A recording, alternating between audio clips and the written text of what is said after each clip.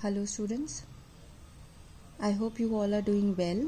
So today we are going to start with the second chapter. This is my second video. Let me tell you, जिन्होंने अभी तक मेरी first video नहीं देखी है, group में आपके पास शेयर है किया हुआ है, तो प्लीज़ आप उसको ज़रूर देखें प्लीज़, क्योंकि this is interconnected. Fine. So today we are going to discuss about the next topic, that is comparing the three sectors. So comparing the three sectors में हम क्या पढ़ने वाले हैं? So first of all we are going to discuss each sector is providing income to us.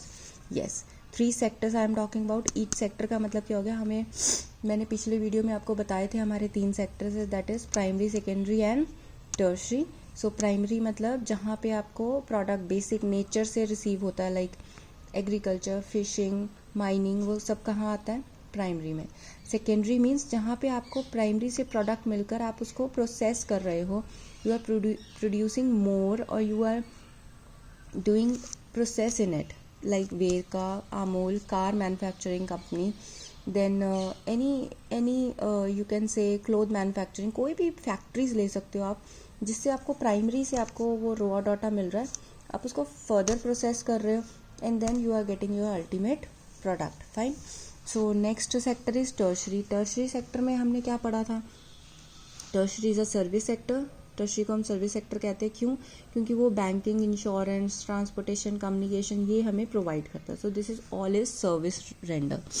So I hope you have clear with the background जो हम लोगों ने पहले पढ़ी थी. तो मैंने थोड़ा सा आपको इंट्रोडक्शन के टाइम इंट्रोडक्शन दे दी है, सो दैट आपको ये इसके साथ कनेक्ट करने में ईजी रहेगा. Now let's begin. So each sector is providing income to us. Yes, क्या प्रोवाइड कर रहा है हमें? सारे तीनों के तीनों सेक्टर्स इनकम प्रोवाइड कर रहे हैं. Fine. And second point is sectors are interdependent. Like क्यों इंटरडिपेंडेंट है बेटा? मतलब लाइक अभी मैंने आपको बताया कि सेकेंडरी जो है वो किसके ऊपर डिपेंडेंट है? प्राइमरी के ऊपर डिपेंडेंट है. और अगर मैं प्राइमरी और सेकेंडरी सेक्टर देखूँ, वो दोनों किसके ऊपर डिपेंडेंट है? That is dependent on secondary tertiary. Because अगर सर्विस नहीं देगा टर्शरी सेक्टर, मीन्स अगर ट्रांसपोर्टेशन नहीं मिलेगी, फाइन, बैंकिंग नहीं मिलेगी, तो मुझे बताओ प्राइमरी और सेकेंडरी अपना बिजनेस कर पाएंगे? No, not be possible. So these sectors are interdependent.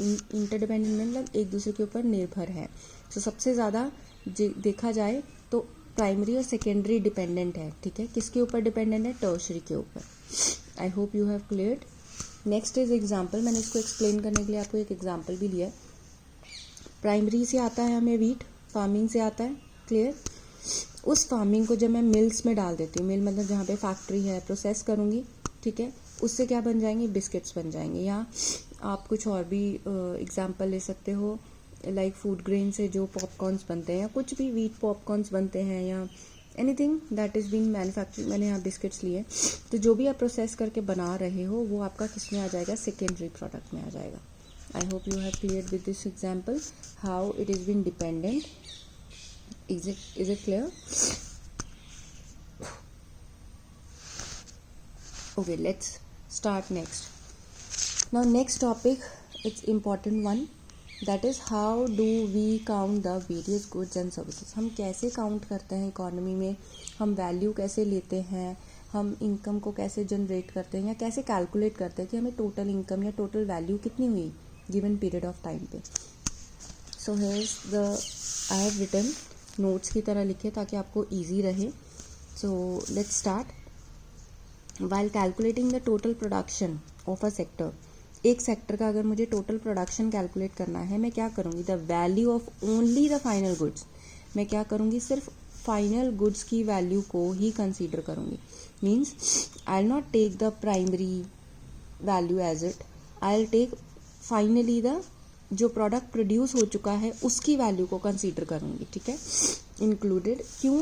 Because it is been included and not the intermediate good. ठीक है, we will also count the value of intermediate goods, then it will be lead to the double. अगर मैंने primary यानी कि जो पहला good है जो प्रोड्यूस किया है, जो प्राइमरी से आया, अगर मैं उसकी भी वैल्यू ले लूँ और सेकेंडरी की भी वैल्यू ले लूँ, तो क्या हो जाएगा? वो डबल काउंटिंग हो जाएगी. डबल काउंटिंग मीन्स दो बार काउंट हो जाएगा.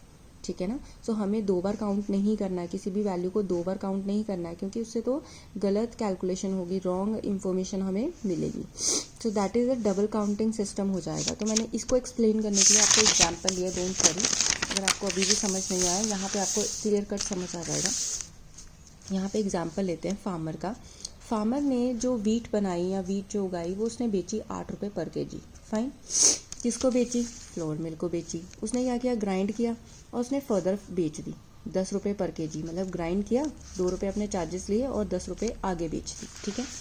अब जो बिस्किट कंपनी थी उसने देखो क्या किया, उसने इंग्रेडिएंट्स मिक्स किए और वीट लिया, यहाँ से ख़रीदा, उस वीट में और इंग्रेडिएंट्स मिक्स किए और उसको सेल कर दिया। कितने का? 15 रुपये पर पैकेट। किसको सेल किया? कंज्यूमर को सेल किया। ठीक है। सो यहाँ पे हम वैल्यू ऑफ बिस्किट क्या कंसीडर करने वाले हैं? Here is the trick, important one, listen carefully. Here only the value of biscuit that is 15 rupees. ये मैं 15 रुपये ही कंसीडर करूँगी वैल्यू की, मुझे कितनी वैल्यू आई है या इकोनॉमी में कितनी इनकम जनरेट हुई है या कितने एक्सपेंस के बाद कितनी इनकम आई है, तो हम कौन सी वैल्यू कंसीडर करेंगे? 15 रुपीज़। क्यों? बिकॉज इस 15 में ये और ये वैल्यू दोनों आ चुकी है। देखो 8 रुपये की चीज़ 10 में गई, 10 वाली 15 में गई, so obviously it is being added in it. Is it clear? So because it is already included the value of wheat and flour. तो मैंने आपको summary करके भी लिख दिया है यहाँ पे highlight करके. I hope you have cleared. Now here's the next one. अब देखो यहाँ पे, यहाँ तक हम लोगों को समझ आ गया. So next what we are going to discuss, the value of final goods and services produced in a each year.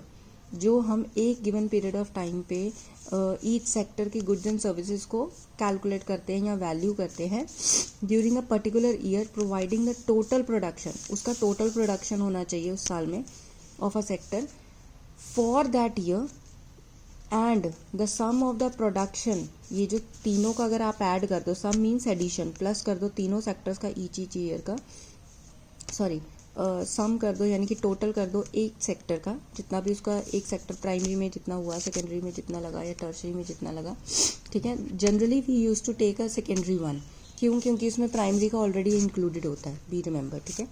So in the 3 sectors given what is called it as GDP. हम उसको क्या कहते हैं? Gross domestic product भी कहते हैं. This is one of the important question paper में आता है आपको. What do you mean by GDP? So be remember GDP क्या है? जब आप एक गिवन पीरियड ऑफ टाइम पे, fine, given period of time पे जब आप तीनों सेक्टर से मिलने वाली वैल्यू को प्लस कर दोगे, ऐड कर दोगे in a given period of time, मतलब एक साल का जो भी टाइम पीरियड है, उसको हम कहेंगे GDP, that is gross domestic product. I hope you have cleared. If not please rewind and stop the video.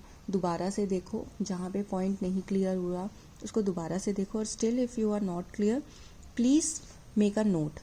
एक नोट कर लो डाउट अपना, नोट करके मुझे व्हाट्सएप करो. जहाँ पे भी आपको डाउट आ रहा है, you are not clear, you can WhatsApp me and tell me what is your doubt. Thank you and have a nice day बेटा.